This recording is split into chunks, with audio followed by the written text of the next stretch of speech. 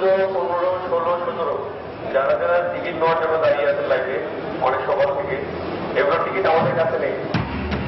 দ্বিতীয় দিনের শুরুতেই ঈদের আগাম টিকিট শেষের ঘোষণায় সাধারণ মানুষের ক্ষোভ। কাউন্টার থেকে শোনানো হলো নানা সীমাবদ্ধতার কথা। শুনতেছি যে টিকিট নাই, তো এখন আমরা তাহলে বাড়ি যাবো কেমন করে? বেশিরভাগ টিকিট বিক্রি হয়ে গেছে, মানুষ এই টিকিটগুলো পাচ্ছে না এই কাঙ্ক্ষিত সময়ের দিন। আর এখন 12-13 আছে, এগুলো মানুষ নিচ্ছে না। চট্টগ্রামে কয়েক মিনিটেই বিক্রি শেষ। গত 2-3 দিন ঘুরতেছি, টিকিট দেয় না, বলে যে এখনো টিকিট দেওয়া শুরু হয় নাই। আর আজকে আসে বলছে সকাল থেকে টিকিট শেষ। ই টিকিটিং চালু হলেও সুফল পাচ্ছেন না রেলের যাত্রীরা। এটার কোটাটা যদি আর একটু বেশি থাকতো তাহলে মনে হয় আরো ভালো হইতো। সিটের অ্যামাউন্টটা অনলাইনে একদমই কম থাকে। ঈদের পরে এক্সপার্টরা বসে যাত্রীদেরকে অনলাইনে ব্যাপারে আরো বেশি করে সেবা দেওয়ার জন্য গুরুত্বপূর্ণ পদক্ষেপ নেব। দেখছিলেন প্রধান শিরোনাম। রাত 11টার সময় সঙ্গে আছে আমি পারমিতা হিম এবং আমি সৌমিত্র। এবার অন্যান্য শীর্ষ সংবাদ। অর্থনীতির মতো ক্রিকেটেও এগিয়ে যাচ্ছে বাংলাদেশ। আগামীতে বিশ্বকাপ জয়ের আভাস মিলছে এখনকার পারফরমেন্সে। টাইগারদের সংবর্ধনায় প্রধানমন্ত্রী। কাল সিরিজের প্রথম টি-20তে লড়াইয়ে নামছে বাংলাদেশ দক্ষিণ আফ্রিকা। টিকিটের জন্য হাহাকার, পুলিশের লাঠিপেটা, চাঁদাবাজির অভিযোগ।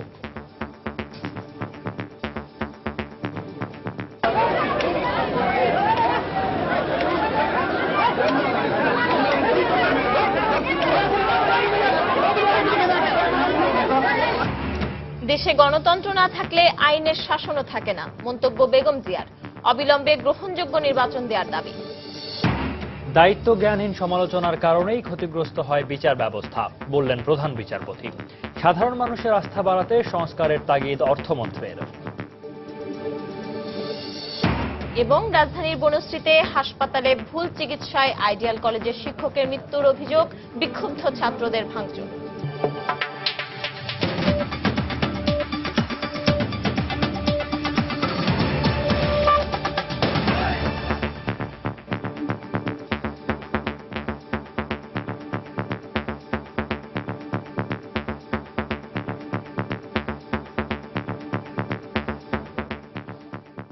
দ্বিতীয় দিনের শুরুতেই ঈদের আগাম টিকিট শেষের ঘোষণায় ক্ষোভ প্রকাশ করেছে সাধারণ মানুষ। কাউন্টারগুলো থেকে শোনানো হচ্ছে নানা সীমাবদ্ধতার কথা। গতকালই বেশিরভাগ অগ্রিম টিকিট বিক্রি হওয়ায় এই পরিস্থিতির সৃষ্টি হয়েছে বলে মনে করছেন যাত্রী ও টিকিট বিক্রেতারা। 15, 16, 17 যারা যারা টিকিট নেওয়ার জন্য দাঁড়িয়ে আছেন লাইনে অনেক সকাল থেকে, এগুলোর টিকিট আমাদের কাছে নেই। মানে দুঃখের বিষয়, আপনারা অন্য কোনো পরিবহনে ঈদ সামনে রেখে বাসের অগ্রিম টিকিট বিক্রি শুরুর একদিনের মধ্যেই শেষ হয়ে গেছে বেশিরভাগ টিকিট। গাবতলীর এই কাউন্টারগুলোতে ভেতর থেকে টিকিট স্বল্পতার ঘোষণা থাকলেও ক্ষোভ জানিয়েছেন অনেক যাত্রী। প্রিয়জনের কাছে ঈদ আনন্দ ভাগাভাগি করতে নানা ঝক্কি ঝামেলা সামাল দিয়ে হলেও চলে তাদের ঘরমুখো যাত্রার এই প্রয়াস। এক্ষেত্রে তাদের কাছে সবচেয়ে কষ্টসাধ্য হয়ে দাঁড়ায় পরিবহন টিকিট। ঈদকে সামনে রেখে বাসের অগ্রিম টিকিট বিক্রি শুরু হয়েছে শুক্রবার থেকে। আজ দ্বিতীয় দিনের শুরুতেই প্রত্যাশিত তারিখের টিকিট শেষের ঘোষণায় প্রতিটি কাউন্টারেই ছিল যাত্রীদের আসা যাওয়া। বলতেছে 14 তারিখ পর্যন্ত টিকিট আছে, এখন লাইনে দাঁড়ানো আছে। এখন 16 বা 17 ডেতে পাবো কিনা দেখি, আশায় আছে। টিকিটের জন্য আসছি, একটা টিকিট পাচ্ছি, দুইটা পাচ্ছি না একসাথে। শুনতেছি যে 14 তারিখ থেকে 16 তারিখ পর্যন্ত কোনো টিকিট নাই, তো এখন আমরা তাহলে বাড়ি যাবো কেমন করে? এদিকে যাত্রীদের অভিযোগ মেনে নিয়ে সীমাবদ্ধতার কথা স্বীকার করেছেন কাউন্টারগুলোর টিকিট বিক্রেতারা। 14, 15, 16 জন্য চাপ ছিল। আর এইটাতে বেশিরভাগ টিকিট বিক্রি হয়ে গেছে, মানুষ এই টিকিটগুলো পাচ্ছে না এই কাঙ্ক্ষিত সময়ের দিন। আর এখন 12-13 আছে, এগুলো মানুষ নিচ্ছে না আর কি। 85% টিকিট নিয়ে গেছে। তো এখন ঘটনা হলো যে কিছু টিকিট আছে হয়তো পিছনে লাস্টের দিকে, একটা লাইন বা দুইটা লাইন এরকম আছে। বেশিরভাগ টিকিট বিক্রি শেষ হয়ে গেলেও আগামী 5 জুলাই সন্ধ্যা 6টা পর্যন্ত কিছু আগাম টিকিট দেয়া হবে বলে আশ্বাস দেয়া হয়েছে পরিবহন সংশ্লিষ্টদের পক্ষ থেকে। সাইফুল ইসলাম জুয়েল, সময় সংবাদ, ঢাকা। এদিকে মাত্র কয়েক মিনিটের মধ্যেই বিক্রি হয়ে যায় চট্টগ্রাম থেকে দেশের উত্তর এবং দক্ষিণাঞ্চলের 64টি রুটে বাসের আগাম টিকিট। টিকিটের জন্য ভোরেই লাইনে দাঁড়ান ঘরমুখ মানুষ। আর সকাল 9টা থেকে নগরের বিআরটিসি, পাহাড়তলী, একে খান ও অলংকার মোড়ের কাউন্টার থেকে একযোগে আগাম টিকিট বিক্রি শুরু করে পরিবহন কর্তৃপক্ষ। তবে বিক্রি শুরুর কিছুক্ষণের মধ্যে টিকিট শেষ হয়ে যাওয়ায় অনেকেই হতাশ হয়ে বাড়ি ফেরেন। এদিকে 14, 15 ও 16 জুলাই ছাড়া অন্য দিনের কিছু টিকিট থাকলেও তার দাম দ্বিগুণ রাখা হয় বলে অভিযোগ করেন যাত্রীরা।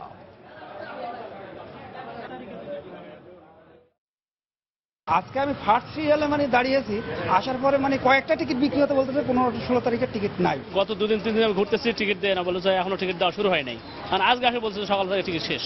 ভাড়া আগের চাইতে অনেক বেশি নিচ্ছে। আগে ভাড়া ছিল 550 টাকা, এখানে নিচ্ছে 800 টাকা, 900 টাকা। আমাদেরকে বললো যে 9 তারিখের ভাড়া হলো 1200 টাকা। 14, 15, 16 আপাতত এই তিন ডেটের টিকিট শেষ।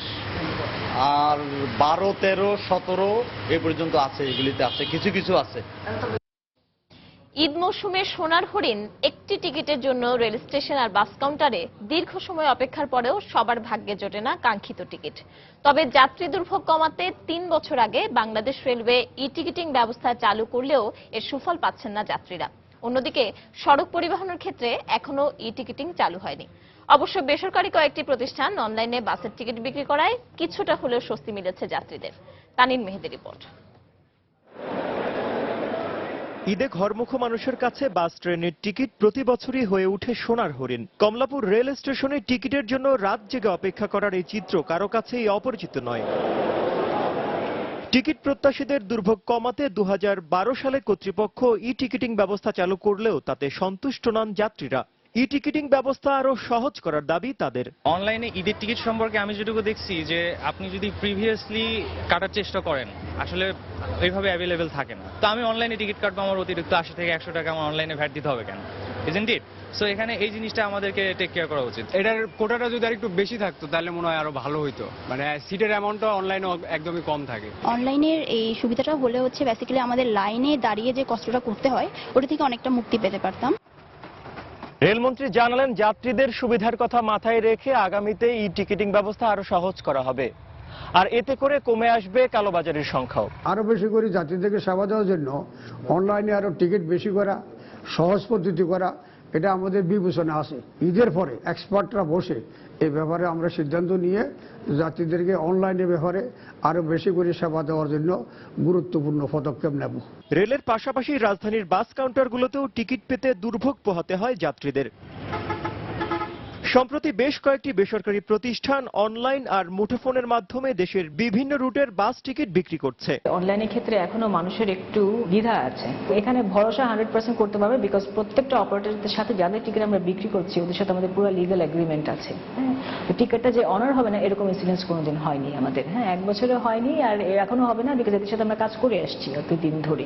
ঘরমুখ মানুষের ই টিকিটিং ব্যবস্থার সুফল দিতে সরকারি পৃষ্ঠপোষকতার দাবি জানিয়েছে বেসরকারি প্রতিষ্ঠানগুলো। তানিন মেহেদি, সময় সংবাদ। প্রধানমন্ত্রী শেখ হাসিনা বলেছেন, অর্থনীতির মতো ক্রিকেটেও এগিয়ে যাচ্ছে বাংলাদেশ।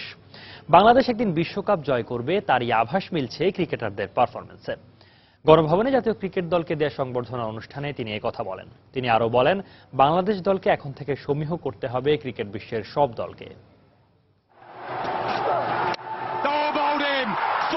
বিশ্বকাপে দৃষ্টিনন্দন ক্রিকেট আর দেশের মাটিতে পাকিস্তানকে ধবল থলাই। নজর কাড়া এমন পারফরমেন্সে পুরস্কৃত করা হবে পুরো দলকে, এমন ঘোষণা ছিল প্রধানমন্ত্রীর। এরই ধারাবাহিকতায় পুরো দলকে দেয়া হলো 8,23,59,000 টাকা।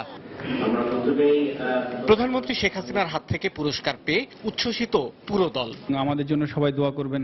বিশ্বকাপে পরপর 2 ম্যাচে সেঞ্চুরির জন্য সবচেয়ে বেশি অর্থযোগ হলো অলরাউন্ডার মাহমুদুল্লাহ রিয়াদের। এছাড়া মুশফিক, তামিম, সাকিব, রুবেল, তাসকিন, সাব্বির এবং সম্মুখে দেয়া হলো বিশেষ বোনাস। আর কৃতিত্বপূর্ণ অধিনায়কত্বের জন্য মাশরাফি বিন মর্তুজাও যোগ হলেন এই তালিকায়। 2 সিরিজে দলে না থাকলেও হালের সেন্সেশন পেসার মুস্তাফিজুর রহমানকে দেয়া হলো 6 লাখ টাকা।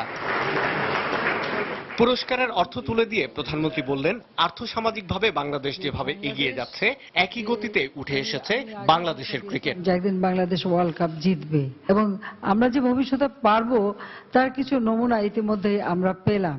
কারণ ওয়ার্ল্ড কাপে চ্যাম্পিয়ন যারা হয়েছে সেই ধরনের টিমকে একেবারেই নাস্তানাবুদ করে ছেড়ে দেওয়া এটা কিন্তু খুব বড় একটা বিষয়। ছেলেরা প্রমাণ করে দিচ্ছে বাংলাদেশকে এখন হিসাব করে চলতে হবে। ভয়ভীতির ঊর্ধ্বে থেকে আত্মবিশ্বাস নিয়ে খেলোয়াড়দের মাঠে নামার পরামর্শ দিলেন প্রধানমন্ত্রী। প্রতিপক্ষকে কখনো ছোট করে দেখা যাবে না, আবার প্রতিপক্ষকে ভয়ও পাওয়া যাবে না। তাদের সঙ্গে প্রতিযোগিতায় কিভাবে আরো নিজেকে উন্নত করা যায় সেই চিন্তা ভাবনা মাথায় সব সময় থাকতে হবে। ইনশাআল্লাহ বাংলাদেশ এগিয়ে যাচ্ছে, বাংলাদেশ এগিয়ে যাবে। প্রধানমন্ত্রীর নির্দেশে এবার খেলোয়াড়দের বাইরে কোচ, নির্বাচক এবং সকল সাপোর্টিং স্টাফদেরও দেয়া হলো পুরস্কারের অর্থ। শাহ আলী জয়, সময় সংবাদ, ঢাকা। কাল থেকে শুরু হচ্ছে বাংলাদেশ দক্ষিণ আফ্রিকা টি-20 ম্যাচ। ম্যাচের টিকিট প্রত্যাশীদের ওপর পুলিশের নির্বিচার লাঠিপেটা ও এ সংক্রান্ত একটি রিপোর্ট থাকছে সংবাদের শেষ অংশে। বিএনপি চেয়ারপারসন বেগম খালেদা জিয়া বলেছেন, গণতন্ত্র না থাকলে আইনের শাসনও থাকে না, তাই দেশে গণতন্ত্র প্রতিষ্ঠার কোনো বিকল্প নেই। সন্ধ্যায় রাজধানীর সুপ্রিম কোর্ট মিলনায়তনে জাতীয়তাবাদী আইনজীবী ঐক্যের আয়োজনে এক ইফতার পার্টিতে তিনি একথা বলেন। অতি দ্রুত সবার কাছে গ্রহণযোগ্য একটি নির্বাচন দেওয়ারও দাবি জানান বেগম জিয়া। দেশে আজকে গণতন্ত্র ফিরিয়ে আনা দরকার, আইনের শাসন দরকার, মৌলিক অধিকার, মানব অধিকার দরকার, জনগণের নিরাপত্তা দরকার। এই পুলিশ র্যাব যে গুম খুম করছে, আজকে কয়টার বিচার হয়েছে? বাসে আগুন দিয়েছে পুলিশ, পেট্রোল বোমা মেরেছে পুলিশ, কিন্তু এই পুলিশ এটাবে কেন কেছে না? পুলিশকে কেন জিজ্ঞাসাবাদ করা হয় না? গুম খুম বন্ধ হওয়া দরকার। বন্ধ না হলে শুধু বিএনপি লোককে শাস্তি দিয়ে এই দেশে কোনো উন্নয়ন বা কোনো শান্তি বা দেশের কোনো কল্যাণ করা যাবে না। সেজন্য প্রত্যেকেই বলছে যে অবিলম্বে নির্বাচনের প্রয়োজন। আর সেই নির্বাচনটা কিরকম হতে হবে? নিরপেক্ষ সরকারের অধীনে একটা অবাধ, সুষ্ঠু, সকলের কাছে গ্রহণযোগ্য এবং সকলের অংশগ্রহণমূলক একটা নির্বাচন। রাত 11টার সময় আরো থাকছে। ঈদে বেতন বোনাস পাওয়া নিয়ে শঙ্কা নারায়ণগঞ্জের পোশাক শ্রমিকদের। রাজনৈতিক অস্থিরতা কাটলেও মন্দা ভাব কাটেনি বলছে মালিকরা। 20 রোজার মধ্যে পরিশোধের তাগিদ।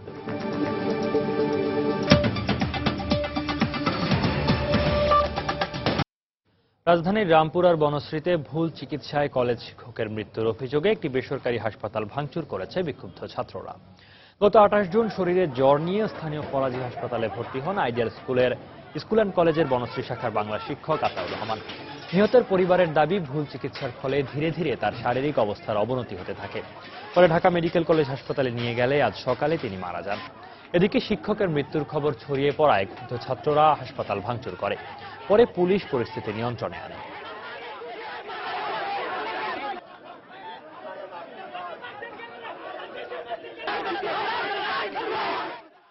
হাসপাতাল ফরাজি তার মালিক পক্ষ এখানে এসেছেন, তাদের ছাত্রদের সাথে আলোচনা করেছি। এখন তাদের সাথে আলোচনা করে ছাত্ররা একটা ক্ষতিপূরণ দাবি করেছে, তাদের সাথে সে ক্ষতিপূরণের বিষয়টা আমরা আলোচনা করব। ভুল চিকিৎসা এটা হয়েছে আমি এটা বলবো না, আবার যে হয় না তাও বলা মুশকিল, এটা প্রশ্ন সাপেক্ষ বিষয়। এখন হচ্ছে যদি ভুল চিকিৎসা হয়ে থাকে এর জন্য আমাদের দেশের আইন আছে, বিধি আছে, সেটা বিধি মোতাবেক যা হওয়া দরকার, ডাক্তারের আমাদের বিএমডিসির ল আছে, ডাক্তারদের বিরুদ্ধে যে ব্যবস্থা নেওয়া দরকার সেটা আমরা অ্যাকর্ডিংলি নেব। সাধারণ মানুষের আস্থা বাড়াতে বিচার ব্যবস্থা সংস্কারের তাগিদ দিয়েছেন অর্থমন্ত্রী আবুল মাল আব্দুল মুহিত। সকালে বঙ্গবন্ধু আন্তর্জাতিক সম্মেলন কেন্দ্রে বাংলাদেশের বিচার ব্যবস্থায় তথ্য প্রযুক্তির ব্যবহার বিষয়ক কর্মশালায় বক্তব্য রাখেন তিনি। এই অনুষ্ঠানে প্রধান বিচারপতি বলেন, বিচার বিভাগ নিয়ে অপ্রাসঙ্গিক ও দায়িত্বজ্ঞানহীন সমালোচনার কারণে বিচার ব্যবস্থার অপূরণীয় ক্ষতি হয়। তিনি গঠনমূলক সমালোচনার তাগিদ দেন। মোস্তফা মাহবুবের প্রতিবেদন। গেল কয়েকদিন ধরেই রাজধানীতে আয়োজিত বিভিন্ন ইফতার মাহফিলে দেশের বিচার বিভাগ নিয়ে প্রশ্ন তুলেছেন বিএনপি চেয়ারপারসন বেগম খালেদা জিয়া। তিনি অভিযোগ করেছেন বিচার বিভাগের দলীয়করণের কারণে সুবিচার পাচ্ছেন না সাধারণ মানুষ। এই বিচার বিভাগকে দলীয়করণ করার ফলে আজকে এখানেও ন্যায় বিচার পাওয়া যায় না। এ অবস্থায় শনিবার রাজধানীর বঙ্গবন্ধু আন্তর্জাতিক সম্মেলন কেন্দ্রে বিচার বিভাগে তথ্য প্রযুক্তির ব্যবহার বিষয়ক দিনব্যাপী এক কর্মশালায় অর্থমন্ত্রী মুহিত বললেন, সাধারণ মানুষের আস্থা ফিরিয়ে আনতে বিচার ব্যবস্থায় সংস্কার প্রয়োজন। সরকারের বিভিন্ন প্রতিষ্ঠানের মধ্যে ক্ষমতার ভারসাম্য প্রতিষ্ঠায় মাজদার হোসেন মামলার রিভিউ করা উচিত বলেও মন্তব্য করেন তিনি। সাধারণ মানুষের অধিকার নিশ্চিত করতে যেসব প্রতিষ্ঠান কাজ করে সমাজ সেসব প্রতিষ্ঠানের মধ্যে ভারসাম্য দেখতে চায়। আর আমি মনে করি আমাদের বিচার ব্যবস্থায় কিছু সংস্কার প্রয়োজন। এজন্য মাজহার হোসেন মামলার রিভিউ হওয়া উচিত। একই অনুষ্ঠানে প্রধান বিচারপতি বলেন, দেশে আইনের শাসন প্রতিষ্ঠায় প্রতিটি ক্ষেত্রেই আইনের যথাযথ প্রয়োগ জরুরি। নিরপেক্ষ বিচার ব্যবস্থার স্বার্থেই বিচার বিভাগ নিয়ে দায়িত্ব জ্ঞানহীন মন্তব্য করা থেকে বিরত থাকা উচিত বলেও মন্তব্য করেন তিনি।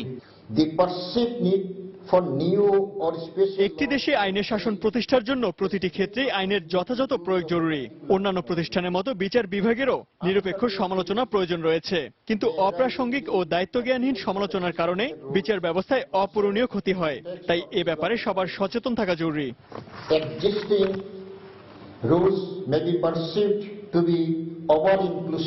এ সময় আইনমন্ত্রী বলেন, বিচার ব্যবস্থায় তথ্য প্রযুক্তির ব্যবহার মামলা জট কমাতে সাহায্য করবে। মোস্তফা মাহবুব, সমাজ সংবাদ, ঢাকা। বিচারপতি, কূটনীতিক, ঊর্ধ্বতন সামরিক বেসামরিক কর্মকর্তাদের সঙ্গে গণভবনে ইফতার করেছেন প্রধানমন্ত্রী শেখ হাসিনা। আজ গণভবনে ইফতার মাহফিলের আয়োজন করা হয়। ইফতারে আসা অতিথিদের টেবিলে গিয়ে শুভেচ্ছা জানান প্রধানমন্ত্রী শেখ হাসিনা। গণভবনে ইফতারে অংশ নেন প্রধান বিচারপতি, উচ্চ আদালতের বিচারপতি, বিভিন্ন দেশি বিদেশি কূটনীতিক, সশস্ত্র বাহিনীর ঊর্ধ্বতন কর্মকর্তা, মন্ত্রিপরিষদ সচিব এবং সরকারি বিভিন্ন পর্যায়ের পদস্থ কর্মকর্তারা। এ সময় দেশ ও জাতির কল্যাণ কামনা করে দোয়া ও মোনাজাত করা হয়।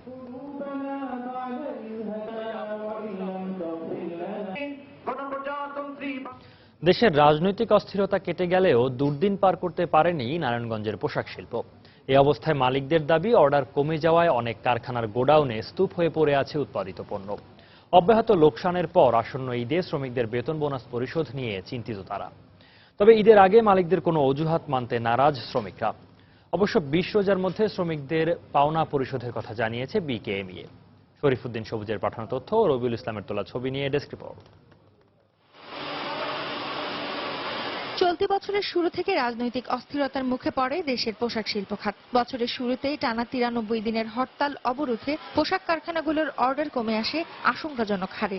ধীরে ধীরে রাজনৈতিক পরিস্থিতির অনেকটা উন্নতি হলেও মন্দাভাব কাটেনি নারায়ণগঞ্জের পোশাক শিল্পে। চাহিদা অনুযায়ী ক্রেতা না পাওয়ায় অনেক কারখানার গোডাউনে এখনো পড়ে আছে উৎপাদিত পণ্য।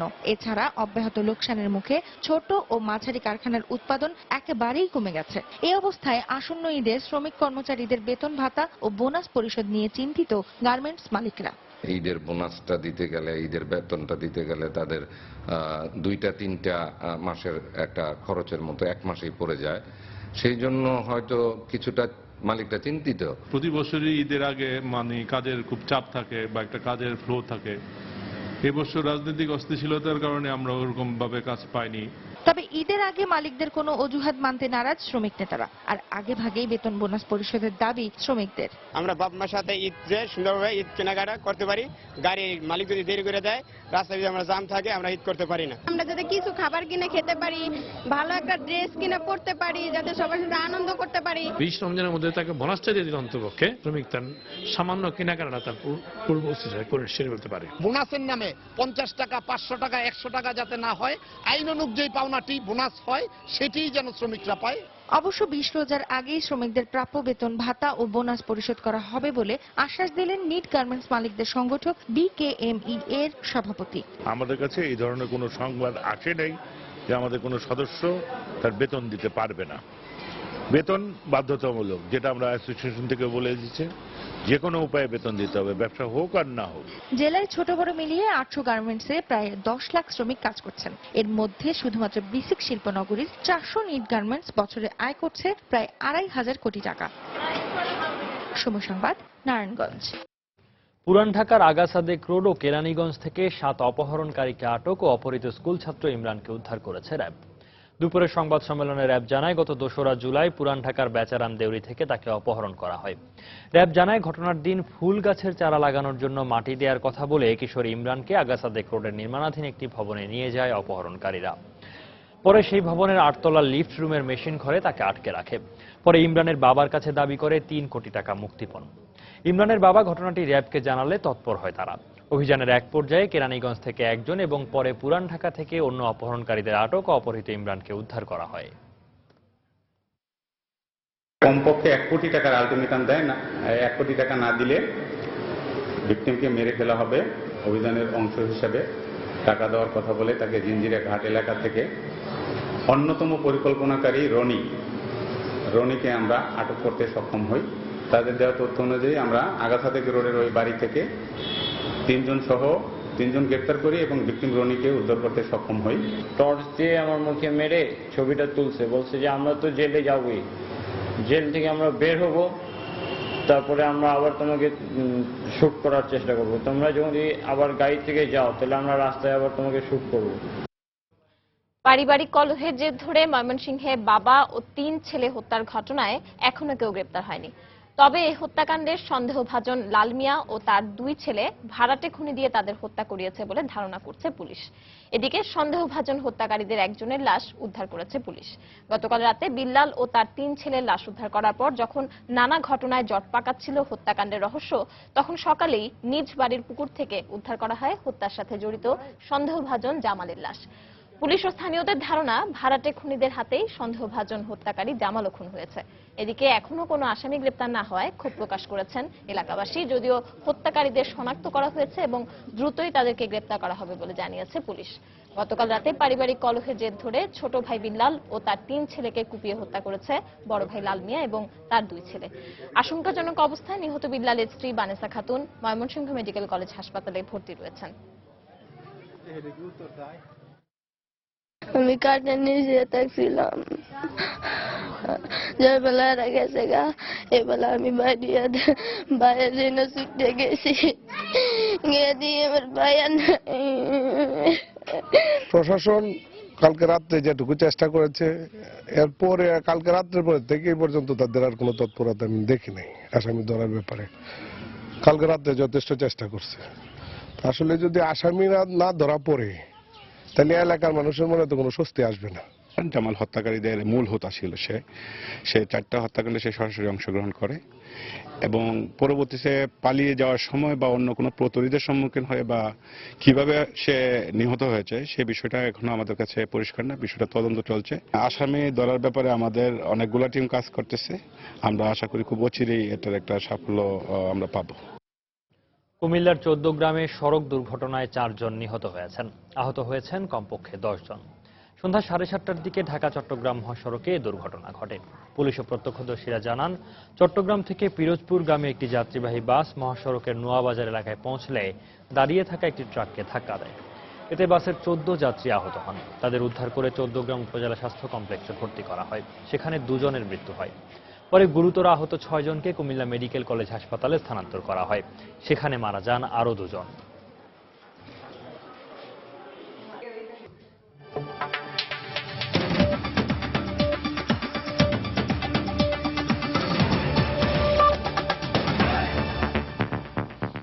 নিখোঁজ ব্রিটিশ বাংলাদেশি পরিবার সিরিয়ায় আইএস নিয়ন্ত্রিত এলাকায় পৌঁছেছে বলে অনলাইনে প্রকাশিত এক বিবৃতিতে জানিয়েছে পরিবারটি। এছাড়া আইএস এর টুইটার অ্যাকাউন্টের মাধ্যমে প্রকাশিত ছবিতে দেখা যায় পরিবারটির প্রধান মোহাম্মদ আব্দুল মান্নান তার স্ত্রীকে নিয়ে একটি অজ্ঞাত স্থানে বসে আছে। গোয়েন্দা কর্মকর্তাদের ধারণা জায়গাটি সিরিয়ার আইএস নিয়ন্ত্রিত কোনো স্থান হতে পারে। এদিকে বিবিসি জানিয়েছে পরিবারটির সদস্যরা তাদের স্বজনদের ফোন করে সিরিয়ায় পৌঁছানোর কথা জানিয়েছে। 12 সদস্যের পরিবারটি গত 10 এপ্রিল বাংলাদেশে বেড়াতে আসে। বাংলাদেশ থেকে তাদের তুরস্ক হয়ে ব্রিটেন ফেরার কথা থাকলেও 11 মে তুরস্কে নামার পর তাদের আর কোনো খোঁজ পাওয়া যায়নি।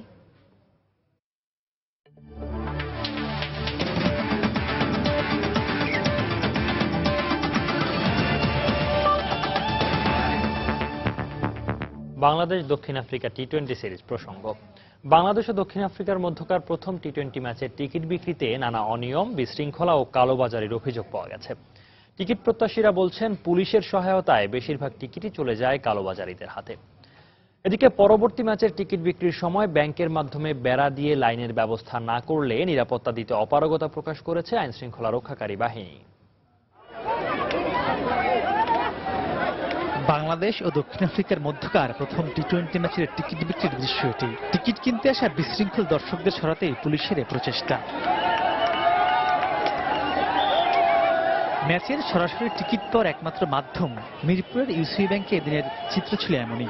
নারী বা পুরুষ টিকিট নেওয়ার কোনো লাইনে ছিল না শৃঙ্খলা। এদের প্রশাসনিক ব্যবস্থাটা খুবই খারাপ দেখে যতটুকু মনে হচ্ছে, আর মনে হচ্ছে এখানে কোনো সিস্টেম নেই। লাইনের অবস্থা খুব খারাপ, লাইনের মানে সিরিয়াল মেনটেন করছে না কেউ। কালকে সন্ধ্যার সময় ইফতার করছে এই জায়গায় বসে, কিন্তু আমাদের লাইন আগাইতেছে না। পুলিশে বলছি স্যার একটা লাইন করেন, পুলিশে বলে তুই মেনটেন কর, এই যে লাঠি উঠাই দিচ্ছে হাতের মধ্যে পুলিশে। স্থানীয় মহলের মদদে একটি সিন্ডিকেট টিকিট কালোবাজারি করছে বলে অভিযোগ ক্রিকেট ভক্তদের, যাদেরকে আবার নিয়ম অমান্য করে পুলিশ লাইনের সামনে দাঁড়াতে সহায়তা করছে বলেও অভিযোগ রয়েছে। যদি সঠিকভাবে টিকিট বিক্রি করা হতো তাহলে আমরা অবশ্যই টিকিট পাইতাম, কিন্তু পুলিশরাও এখান দিয়ে দেখতেছি যে কিছু টাকা নিচ্ছে, ঢুকেই দিচ্ছে। স্থানীয় পোলাপান্ডা এসে বলতেছিল যে এই জায়গা আমার, বলতেছে যে চাঁদা দাও। চাঁদা কত? পার হেড 100 টাকা করে দিতে হবে। 100 টাকা না দিলে এখানে দাঁড়ানো যাবে না। 150 টাকা দামের টিকিট আপনারা 1200 টাকা বেচতেছে, 700 টাকা বেচতে, এগুলা কি ভাই? আমরা কালকে রাত থেকে এখানে বসে আছি। এদিকে বিপুল সংখ্যক দর্শককে উন্মুক্তভাবে টিকিট দেওয়ার কারণেই নিয়ন্ত্রণ করা যাচ্ছে না বলে দাবি পুলিশের। আগামী টিকিট বিক্রির আগে যদি এখানে মার্শাল ফেন্সের ব্যবস্থা না করা হয় তাহলে আমরা আমাদের ঊর্ধ্বতন কর্তৃপক্ষকে জানাবো। আমরা পুলিশের সাথে কথা বলবো, এখানকার ইসির সাথে কথা বলবো, যদি প্রয়োজন মনে করি তাহলে আমরা নেক্সট ম্যাচে আমরা বাসে বেড়ানো দিব। সাধারণ দর্শকদের মাঝে টিকিট বিক্রি করতে ব্যাংকের শাখা আরো বাড়ানোর দাবি টিকিট প্রত্যাশীদের। মাহমুদ রাকিব, সময় সংবাদ, ঢাকা। বাংলাদেশ দল আত্মবিশ্বাসী, নিজেদের সামর্থ্যের পুরোটা উজাড় করে দিলে ভালো কিছু করা সম্ভব বলে মনে করেন মাশরাফি। আর দক্ষিণ আফ্রিকান অধিনায়ক ডু প্লেসি টাইগারদের প্রশংসা করলেও জয়ের জন্য মাঠে নামার ঘোষণা দিলেন। 2 ম্যাচ সিরিজের প্রথম টি-20তে রোববার মিরপুর শের-ই-বাংলা স্টেডিয়ামে মাঠে নামবে দুদল। ম্যাচটি শুরু হবে দুপুর 1টায়। টিম হিসাবে অনেক ভালো খেলছি এবং লাস্ট টি-20 ম্যাচটাও আমরা জিতেছি এবং যাদের সাথে জিতেছি পাকিস্তান, তাদেরও রেকর্ড কিন্তু অনেক ভালো। কনফিডেন্টলি খেলা। আমার কাছে এখন মনে হচ্ছে না আর কোনো সহজ অপশন আছে যে টিমটা ভালো খেলে। অবভিয়াসলি তাদের কনফিডেন্স কিছুটা ভালো থাকে। তারপর আমি মনে করি শুরুটা তো ভালো করেই শুরু করতে হবে। আমরা ভালো খেলছি, এই খেলাটা যদি ধরে রাখতে পারি তাহলে আমার বিশ্বাস আমরা ভালো করব। বাংলাদেশ ক্রিকেট দ্য টি20 স্ট্রাকচারস আর রিয়েলি গুড। টাইগারদের সাম্প্রতিক পারফরম্যান্স দুর্দান্ত, পাশাপাশি কন্ডিশন ও দর্শক আমাদের বিপক্ষে, এই বিষয়গুলো আমাদের মাথায় রয়েছে। কিন্তু আমাদের অভিজ্ঞ ক্রিকেটাররা জানে কিভাবে জয় ছিনিয়ে আনতে হবে। রাত 11টার সময়ের এই পর্যায়ে শীর্ষ সংবাদ জানিয়ে দিচ্ছে আরেকবার। অর্থনীতির মতো ক্রিকেটেও এগিয়ে যাচ্ছে বাংলাদেশ। আগামীতে বিশ্বকাপ জয়ের আভাস মিলছে এখনকার পারফরম্যান্সে। টাইগারদের পাশে প্রধানমন্ত্রী। কাল সিরিজের প্রথম টি-20তে লড়াইয়ে নামছে বাংলাদেশ দক্ষিণ আফ্রিকা। টিকিটের জন্য হাহাকার, পুলিশের লাঠিপেটা, চাঁদাবাজির অভিযোগ।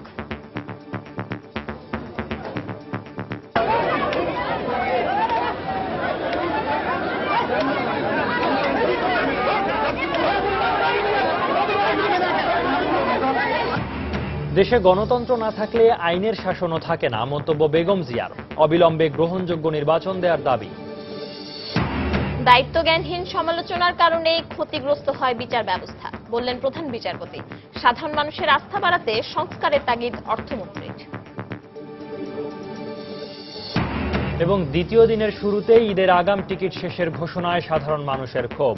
চট্টগ্রামে একই চিত্র, কাউন্টার থেকে শোনানো হলো সীমাবদ্ধতার কথা। এই ছিল রাত 11টার সময়। যে কোনো সময় যে কোনো খবর পেতে ভিজিট করুন সময়নিউজ.টিভি আর সঙ্গে থাকুন সময়।